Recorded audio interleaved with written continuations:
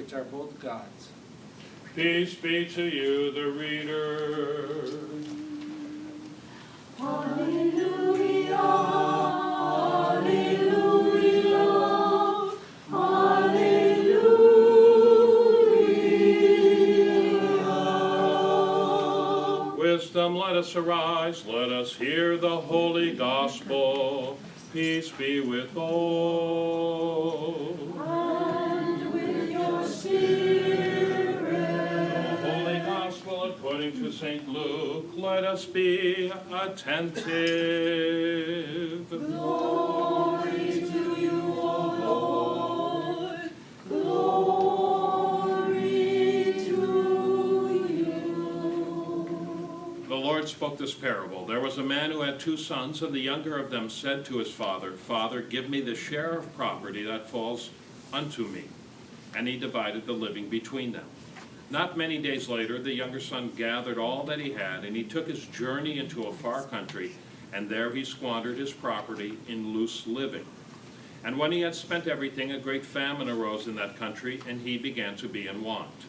And so he went and he joined himself to one of the citizens of that country, who sent him into his fields to feed swine. And he would gladly have fed on the pods that the swine ate, and no one gave him anything.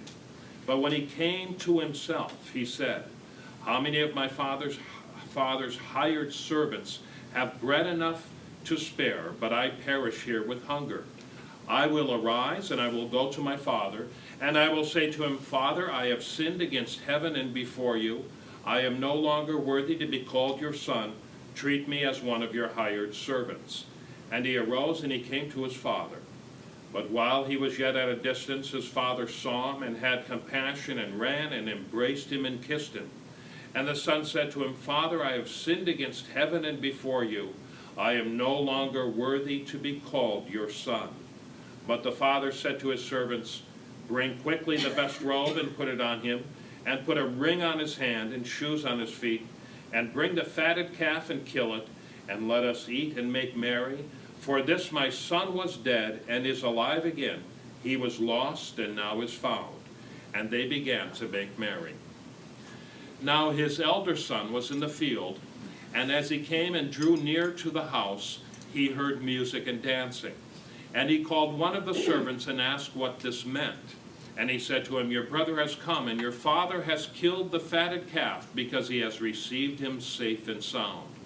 But the son was angry, and he refused to go in. And his